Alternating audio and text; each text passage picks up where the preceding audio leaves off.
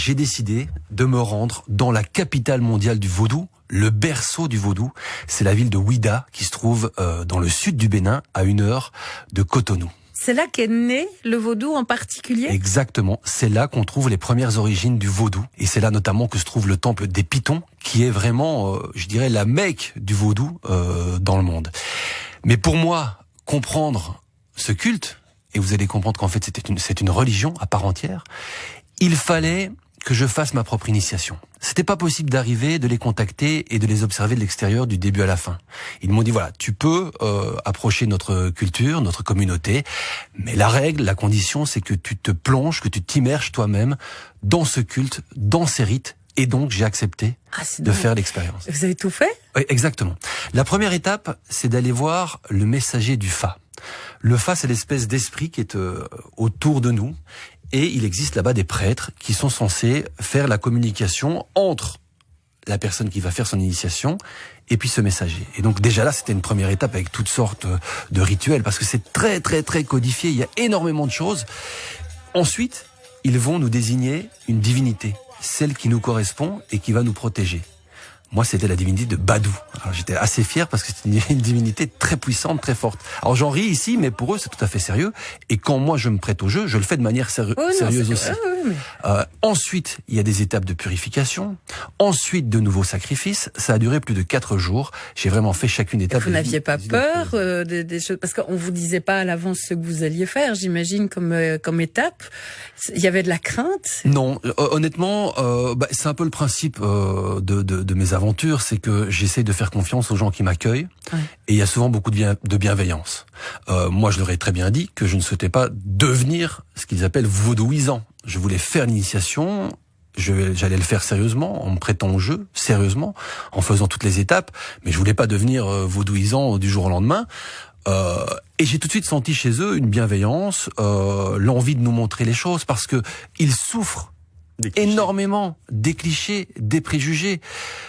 Partout sur la planète, quand on pense vaudou, on pense à cette image un peu satanique, diabolique, la sorcellerie, alors que pour eux, c'est leur culture, c'est leur religion, une religion à part entière, et aujourd'hui, elle est reconnue par les autorités béninoises. Il y a une hiérarchie, il y a ce qu'on pourrait appeler un pape chez eux, qui est en fait le grand pontife, qui m'a accueilli. Il y a la manière dont ils vivent cette religion officiellement, et puis, comme toutes les croyances, il y a la manière dont chacun le vit en privé, et tout ça, ils voulaient me le montrer, ils étaient vraiment heureux qu'un journaliste occidental vienne s'intéresser à leur religion, à leur culture, à leur rituel, pour un petit peu dédramatiser tout ceci. Donc, je me suis tout de suite senti en confiance, et puis ça s'est très bien passé avec eux, ils sont adorables. Mais il faut dire que l'image un peu presque effrayante parfois qu'on peut avoir du vaudou, ça nous vient quand même très fort d'une culture cinématographique et littéraire qui nous a beaucoup vendu. Exactement. Mais à la base, ce sont les missionnaires, ce sont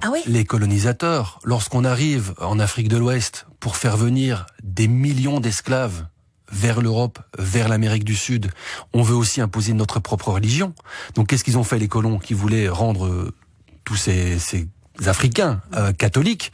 Mais ils ont commencé par diaboliser leurs propres croyances, en disant ce que vous faites, c'est à peu près n'importe quoi, c'est de la magie noire, c'est de la sorcellerie, et donc ils ont donné une image totalement répugnante, je dirais, de ce culte qui est une des plus anciennes religions de la planète. L'Afrique, c'est le berceau de l'humanité, et donc c'est ainsi que dans un premier temps, c'est nous-mêmes, les Européens, qui ont rendu cette religion terrifiante.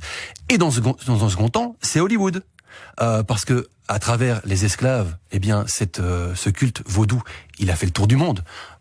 On a parlé d'Haïti, au Brésil, c'est remonté via les Haïtiens jusqu'au Canada, et donc le vaudou est présent dans de nombreux endroits. Il fait peur parce qu'on ne le connaît pas. Effectivement, ça peut faire peur. Moi aussi, je vous avoue que c'est des rituels qui sont un peu extrêmes. Les sacrifices animaliers, c'est pas facile à voir. Mais il faut savoir que dans toutes les religions, il y avait des sacrifices animaliers. Il y a l'agneau pascal dans la religion catholique, dans la fête de l'Aïd, il y a le mouton, le sacrifice du mouton. Donc ça fait partie des rituels, et nous on les a diabolisés. Mais lorsqu'on se prête au jeu, lorsqu'on approche ces gens, lorsqu'on voit qu'ils font tout ça avec beaucoup de respect, de bienveillance, que les animaux qu'ils tuent, c'est pour les manger aussi. Donc il n'y a pas de gaspillage. Eh bien, on voit les choses autrement et on se rend compte effectivement que c'est un culte avec ses règles et puis sa communauté. Et au-delà de l'aspect initiation, voilà, vous avez passé 5 jours, qu'est-ce que ça vous a apporté? Qu'est-ce que vous retenez finalement de cela, de l'importance finalement de cette culture? Ce que je retiens, c'est que le vaudou est sans doute une des religions les plus tolérantes. Parce que je vous ai expliqué que les catholiques étaient venus, avaient essayé de détruire le vaudou. Il faut savoir que sur la grande place de Ouidah, face à la plus grande basilique de la ville, il y a le plus ancien temple vaudou, le temple des Pitons. Et en fait, il faut savoir que ce sont les vaudouisants eux-mêmes qui ont laissé l'espace pour que la basilique puisse se construire. Et aujourd'hui, tout ça fonctionne sous une espèce de syncrétisme, à savoir que 80 à 90% de la population béninoise pratique le vaudou. Mais ce qui est assez dingue, c'est qu'ils peuvent pratiquer plusieurs religions en parallèle.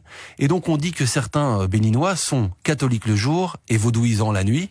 Il y a d'ailleurs pas mal de politiques qui n'assument pas toujours leur pratique du vaudou et qui décident de faire ça un peu en cachette la nuit. Mais le vaudou, il est présent partout, dans les habitations, dans les rues. Il y a des petits couvents, des petits temples, des gris-gris, des fétiches un peu partout. Et donc il fait partie de leur culture, mais tout en gardant une vraie tolérance, une vraie acceptation pour les autres religions. Donc il y a vraiment une cohabitation, une harmonie entre ces différents cultes. Vous avez parlé du temple du Piton, c'est ça? Ouais. Ça se visite? Oui.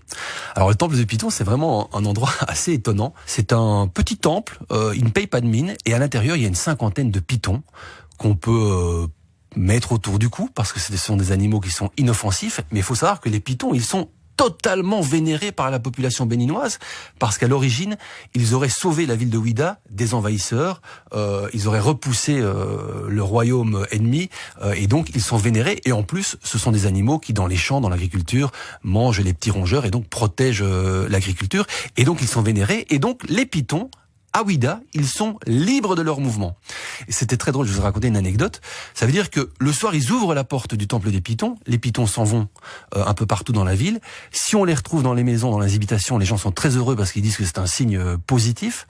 Et donc, le lendemain matin, ils ramènent les pitons au temple des pitons.